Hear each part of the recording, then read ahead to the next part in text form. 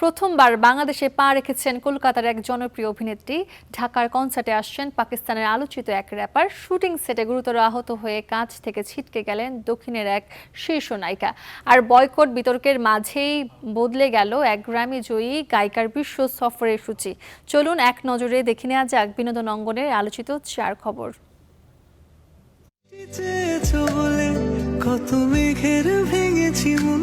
প্রথমবারের মতো ঢাকায় এসেছেন কলকাতার জনপ্রিয় অভিনেত্রী মধুমিতা সরকার। 1 আগস্ট সকালে স্বামী দেবমাল্য চক্রবর্তীর সঙ্গে ঢাকায় পৌঁছেছেন। সন্ধ্যায় অংশ নেন রাজধানীর একটি 5 তারকা হোটেলে অনুষ্ঠিত গুলশানের চামেলি সিনেমার মহরতে।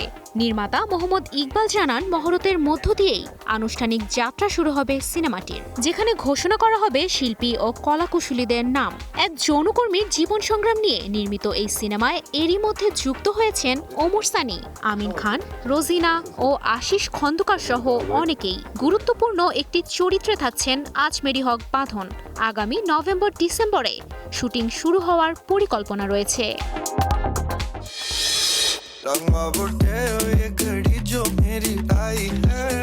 পাকিস্তানের জনপ্রিয় র্যাপার ও সঙ্গীতশিল্পী হাসান রহিম চলতি আগস্টে প্রথমবারের মতো ঢাকায় কনসার্ট করতে আসছেন। তার বিশ্বব্যাপী দিল কে পর্দে ট্যুরের অংশ হিসেবে আগামী 28 আগস্ট রাজধানীর ইউনাইটেড কনভেনশন সেন্টারে আয়োজিত কনসার্টে পারফর্ম করবেন। KYN আর্ট আয়োজিত এই অনুষ্ঠানে টিকিট বিক্রি শুরু হবে শিগগিরই। R&B, হিপ হপ ও ইন্ডি পপ ধারার সঙ্গীতশিল্পী হাসান রহিম কোক স্টুডিও পাকিস্তানের পিছেহাট ও তুর্রি জান্দি গান দিয়ে অর্জন করেন ব্যাপক জনপ্রিয়তা।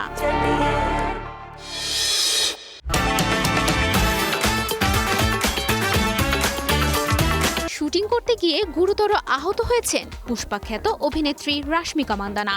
রানা বলি ও মাইশা সিনেমার একটি অ্যাকশন দৃশ্যের শুটিংয়ের সময় তার নিতম্ব ও কোমরের মাঝামাঝি অংশের একটি মাসল টিয়ার ছিঁড়ে যায়। চিকিৎসকদের পরামর্শ অনুযায়ী আগামী 6 সপ্তাহ সম্পূর্ণ বিশ্রামে থাকতে হবে তাকে। সুস্থ হওয়ার পরই তিনি আবার ফিরতে পারবেন শুটিংয়ে। চলতি বছর অভিনেতা বিজয় দেবরাকন্ডেকে বিয়ে করেছেন রাশমিকা।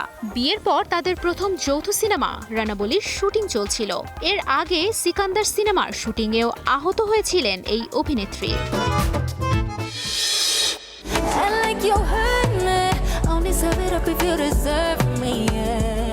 দক্ষিণ আফ্রিকার গ্র্যামিজয়ী গায়িকা টাইলা তার আসন্ন বিশ্ব সফরের হালনাগাদ সূচি থেকে বাদ দিয়েছেন নাইজেরিয়ার লাগোস শহরের কনসার্ট।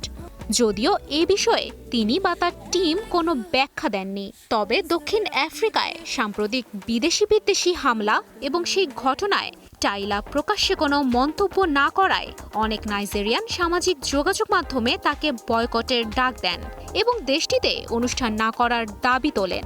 এর মধ্যেই সফর সূচি থেকে লাগোস বাদ পড়ায় নতুন করে আলোচনা শুরু হয়েছে। তবে এটি বয়কটের ফল নাকি অন্য কোনো কারণে হয়েছে সে বিষয়ে এখনো আনুষ্ঠানিকভাবে কিছু জানানো হয়নি। I've always been a collector of memories. এই ছিল আজকের টুকরো খবর। বিনোদন জগতের সবচেয়ে লেটেস্ট আর আপডেট খবর সবার আগে জানতে থাকুন আমাদের সঙ্গেই।